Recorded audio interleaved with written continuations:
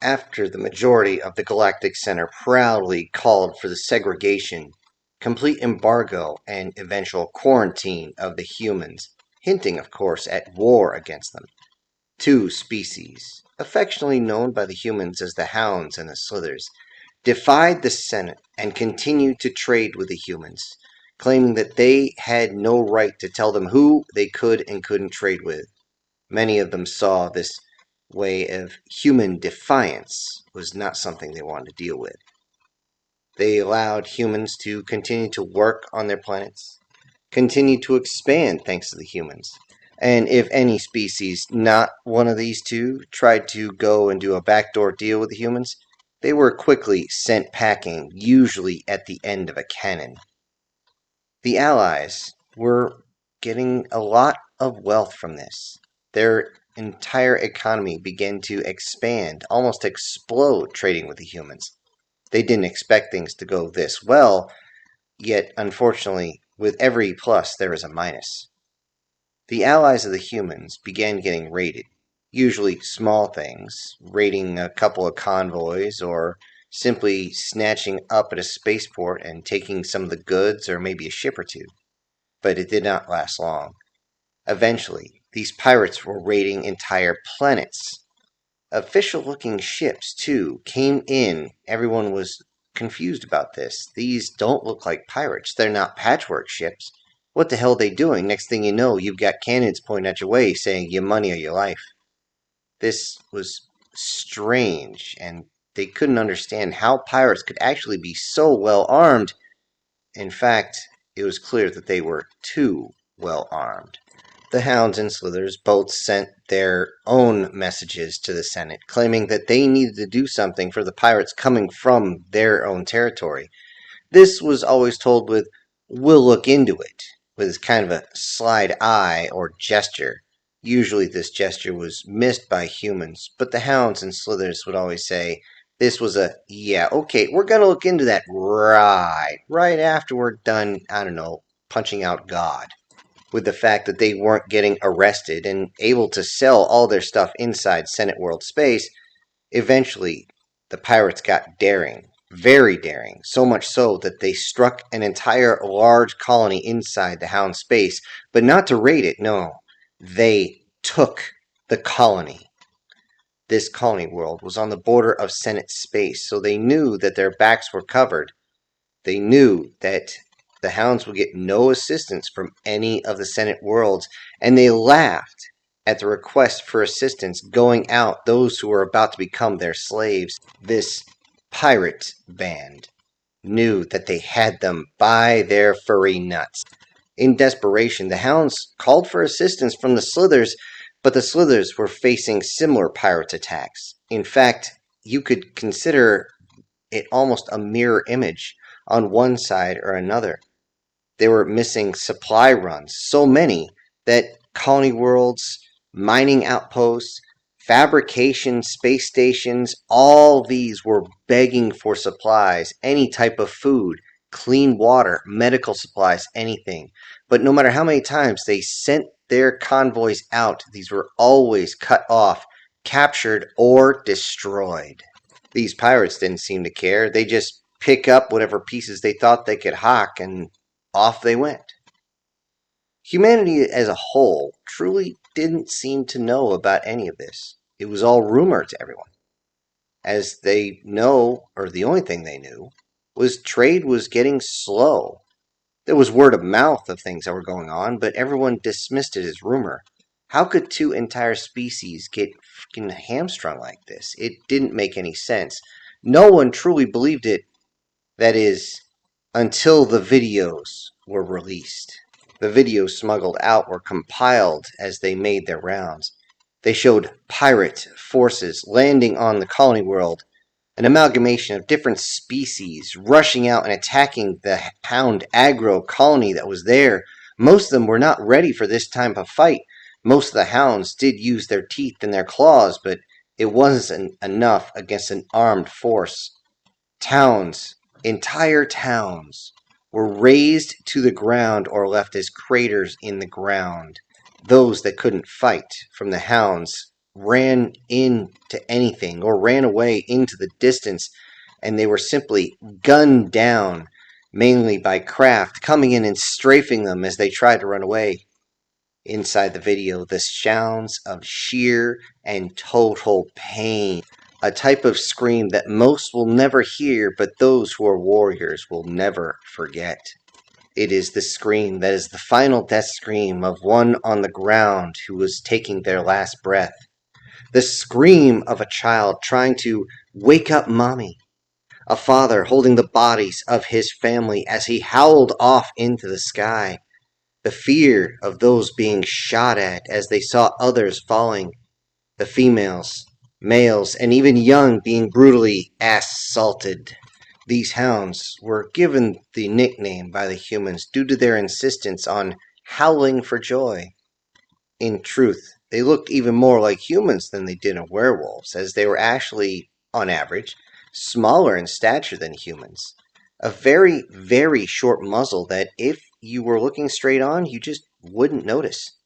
But you couldn't miss that huge, furry tail that just seemed to be bushy as all hell.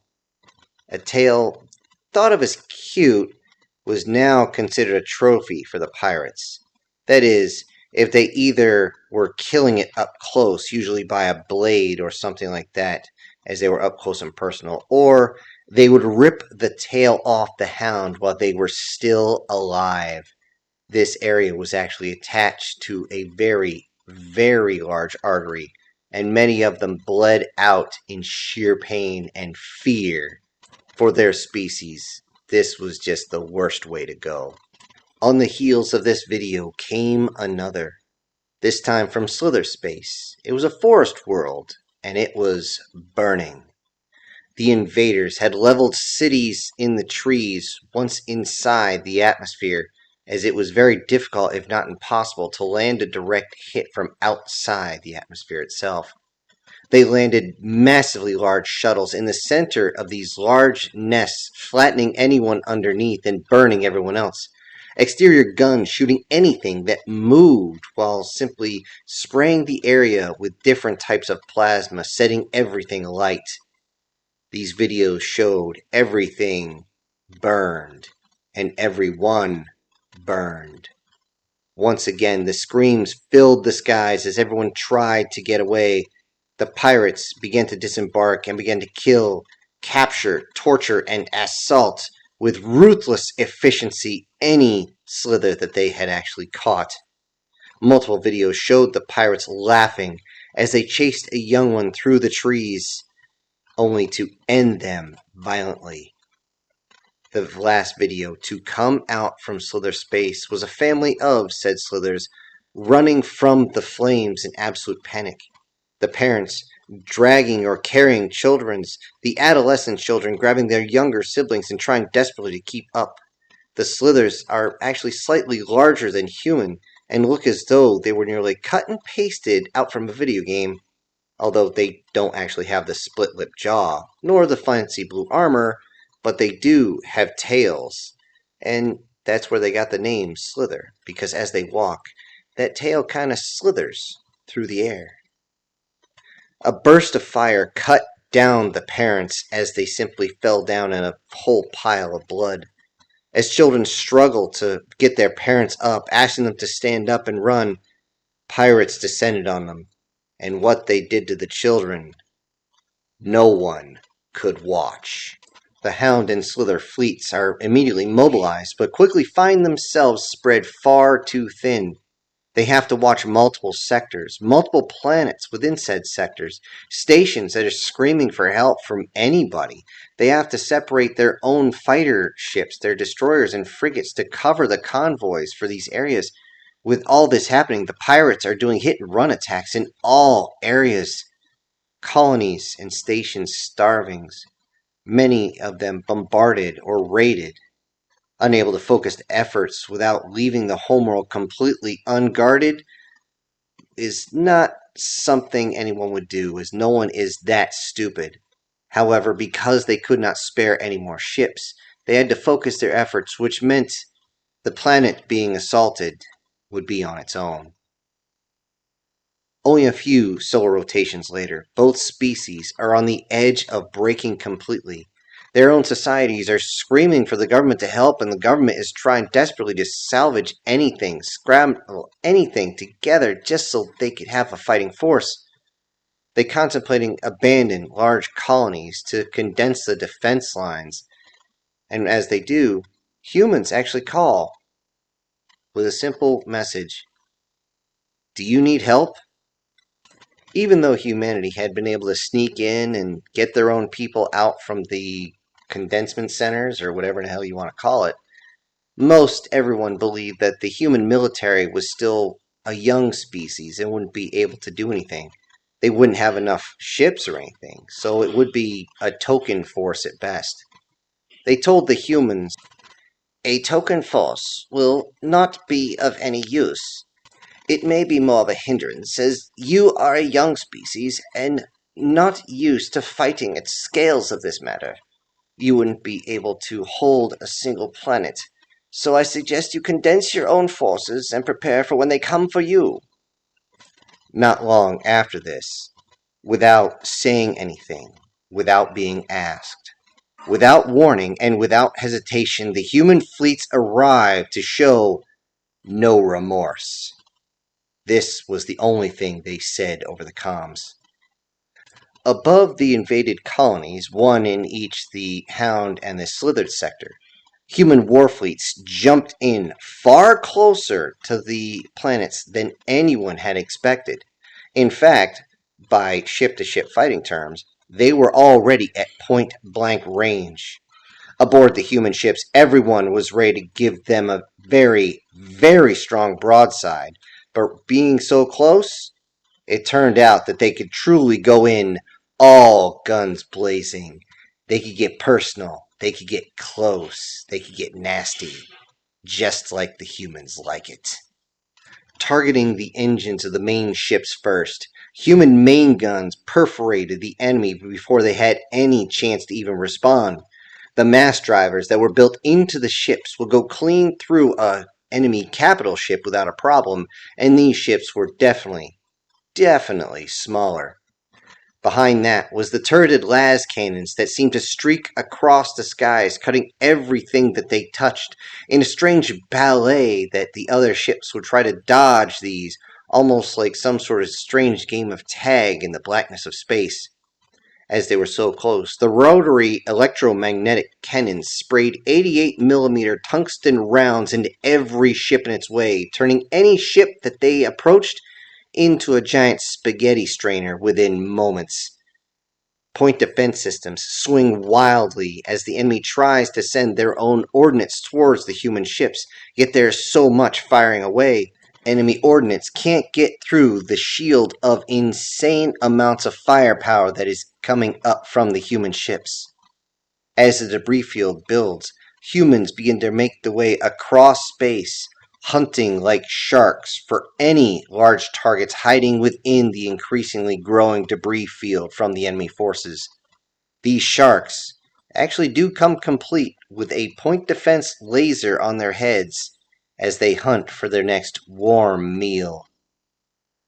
On the ground, the enemy thinks their forces are tearing up an incoming fleet as they see the bursts of light coming from space. They believe that the home fleet of either the Hounds or the Slythers has shown up, and their own fleet's tearing them apart.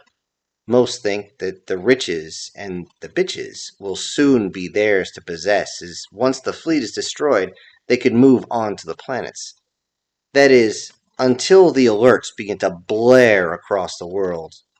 After the flashes from the explosions above the atmosphere stop, they see something else bright coming in. What is that? It looks like this giant, almost like a donut up there. They didn't realize that a fold was opening, allowing something massive to be seen all the way from the surface of the planet. It stands to reason that they had no idea what they were looking at, as human military technology was a very, very closely guarded secret. Human convoys, freighters, transports, and so on usually simply used the space lanes and could get to where they needed to be quite quick. yet they never used something called a fold system, and this would be the first time that any of the non-humans are seeing it. And for many, it was most likely going to be their last. As they looked up, this donut seemed to open and then seemingly spin and then dissipate. In its place was a massively long flying brick. In Hound space, they had no idea they were looking at an invasion carrier called the SS Antietam. Its escort frigates were right next to it and stood by, just waiting to deploy, waiting for their turn. But first, they got to watch the show coming from the carrier.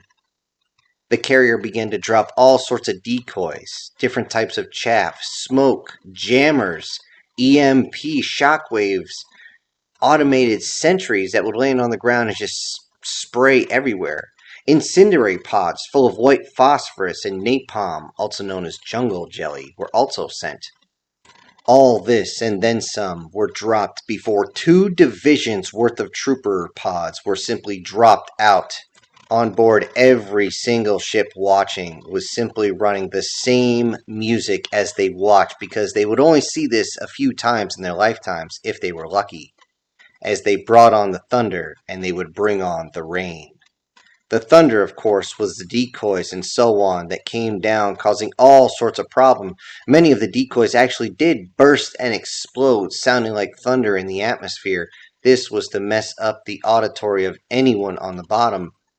Then there was the rain, the metal rain of the pods. While this is happening, thousands of small shuttles begin to exit from the port and starboard sides of the ship. Both sides looked like they were just opened up like a hive of killer bees, as so many small shuttles came out. As they came out, though, they didn't head straight to the planet. No, instead they got distance, and they waited.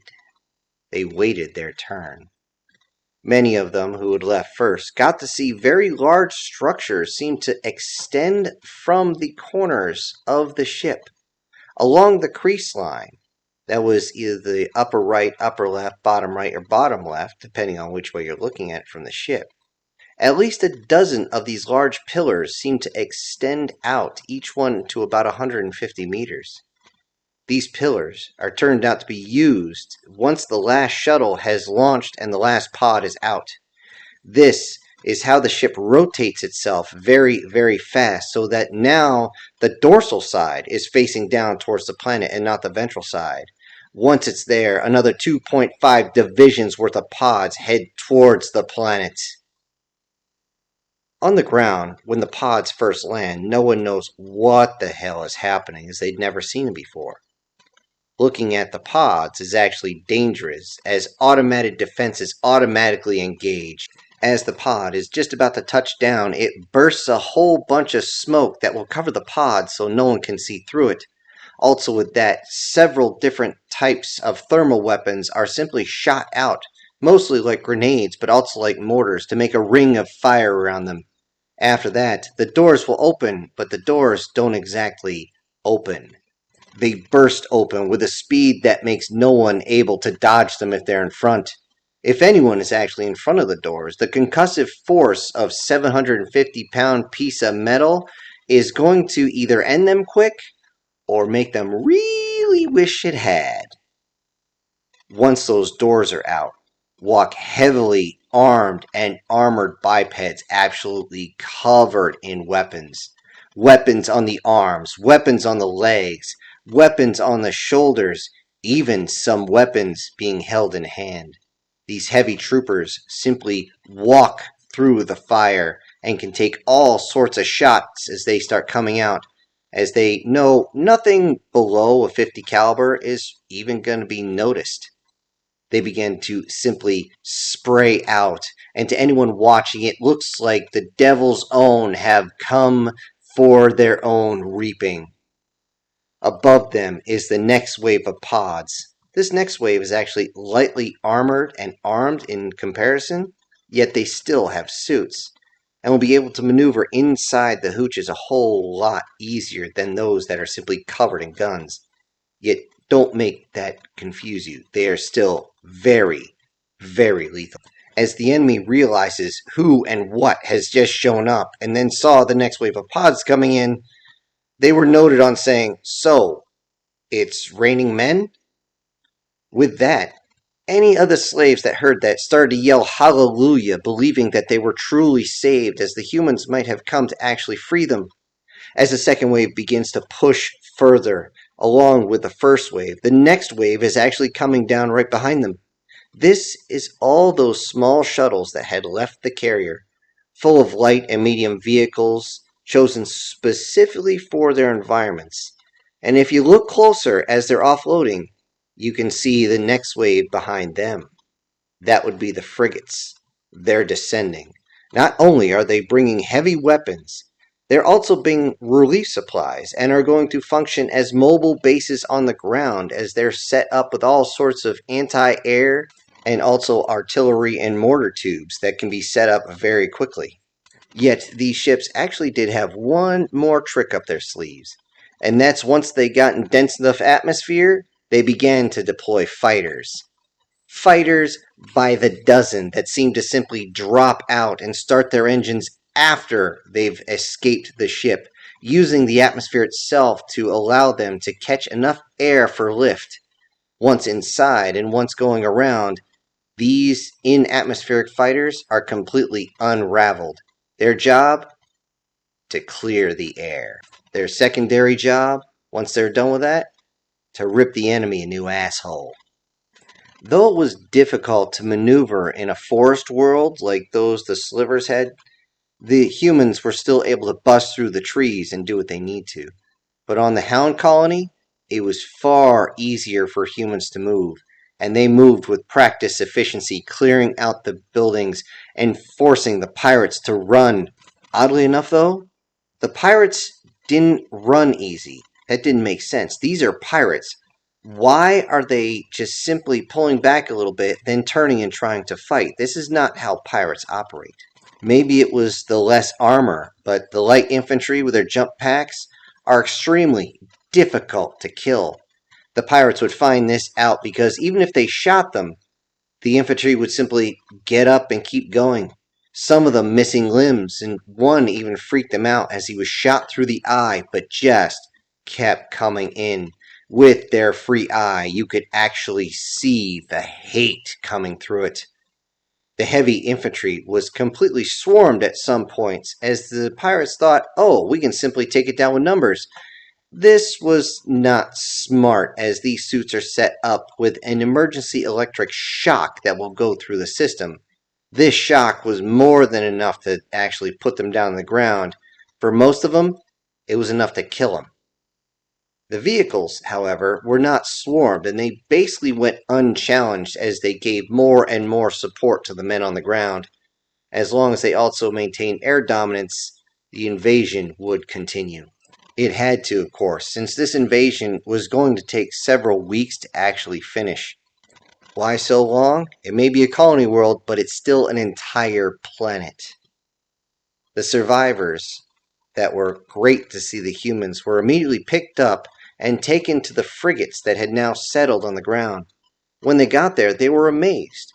They were immediately given medical care, food, water, and they were given every possible chance to reunite with any family and friends that were still alive on the planet. Contact was also established off-world to their respective homeworld, and they could not be more grateful for this. Through all this, certain videos ended up being leaked. On the Hound planet, pirates tried to use slaves as shields. One held up an infant as the mother screamed in horror to let the child go. The pirate demanded to be let off the planet.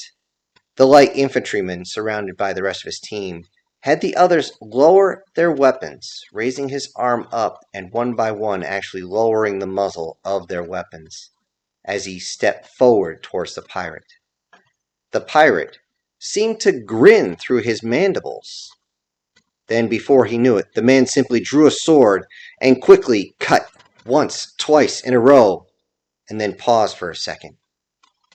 Then whipping the sword to the side, allowing the blood to spray across the walls, getting off his sword, The infantryman simply spun the sword around and put it back in his scabbard as the pirate simply looked shocked as he slowly dropped the child, losing his grip. The sword wielder stood tall, not moving, as another one in his team reached out and grabbed the child and handing it right back to the mother, who was so grateful to get the child back.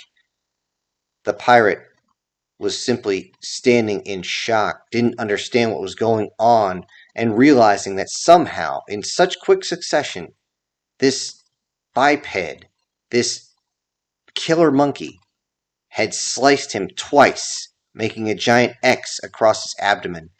And now he can feel his guts slowly falling out through the hole made. As the guts land on the ground, the pirate drops to his knees. The one who had cut him stood in front of him. This reptilian, with its strange shell carapaces on its arms and legs, was usually much taller than humans, which is why he was able to make those cuts so easily. But as the pirate looked up, the human said, "Down on your knees? You don't look so tall." The pirate was too full of shock to say anything and simply fell over and would soon die of shock himself. Many sectors away on the Slyther planet, a pirate holds two females by their collars right in front of him, gripping the chains very tight to the point where they could see that the females are having trouble breathing. As he used them as shields, the pirate demands that the humans surrender if he doesn't want them to end these two females. Once again, this was clearly light infantry. However, instead of being a full fire team, there was only two of them. The infantryman stood there in his armor, completely covering his body, so no one could see the face. No one could see the confusion or question or worry or whatever might be going on inside the human's head. The human stepped forward ever so slowly. The pirate became more and more nervous and continued to scream at him to stay back. The infantryman simply turned his head, looking at something behind the pirate, and simply nodded, giving his approval. The pirate, nervous, turned his head and sees nothing. In that moment, the infantryman charges forward, grabs the neck of the Xeno with that giant armored bear paw of a hand, and raises him up. With his other hand, he grabs the energy weapon and breaks it as he crushes it inside the Xeno's hand, lifting him up higher and higher and higher. The Xeno was now unable to hold on to anything, reaching up, grasping at the arm that was now squeezing him. It was squeezing him more and more and more. And as the two females were grasping for air on the ground, trying to get those collars to loosen up, the Xeno that had held them now felt his own neck implode and crush and then explode from the pressure. With that, the body hit the ground a few moments before the head. The females were absolutely scared to death at this, one of which clearly lost control of her bodily functions. They saw the human kneel down in front of these two shaking females, and within a moment, he simply reached out with his hand, and through a translator, he said, "Are you okay?" At that point, a few others actually show up, and the next video scene is those same humans carrying out the survivors with the greatest of care. While all this was happening, the Hound and Slyther governments got a hold of the humans, saying, "We never called for your assistance." The human talking to them was confused. "You didn't have to." "Why?" the Hound asked. "We're allies," the human said. "Friends. And we're humans. We protect our friends. Above all else, we can't stand by and watch as innocents are being hurt like that." The anger and pain in his eyes was clear for everyone to see. This time, it would be the Hound ambassador who said, "We are grateful for your help. Yes, we are. However, these two small fleets, these will not be enough." The human simply turned and looked at a timepiece that was on his arm. Then he looked up and grinned and said, "Good thing we're not alone." The Slyther asked, What? What do you speak of? Why so cryptic? The human simply raised his timepiece, and showing that it was actually ticking down. You just gotta wait about 1 more minute. And with that, he motioned for them to look out the view screens of their own ships. As they did, hundreds of thousands of human ships arrives. Everything from simple transports to battleship, all of them immediately asking where to go in order to assist, some claiming to be packed to the gills with food, others claim to have a whole bunch of medical supplies, others with actual doctors on hand, some just had volunteers that just wanted to help, others with engineers and equipment. Everybody was absolutely flabbergasted by this and only waited a few moments before they started directing where everything could go. The two species were so grateful for the assistance that they couldn't say anything. Realizing that this fleet of ships spread out across both territories would be able to save countless lives, they turned back towards the human ambassador on top of their own battleship and said, We are so grateful for this assistance. Yes, we are. Grateful to call the humans friends.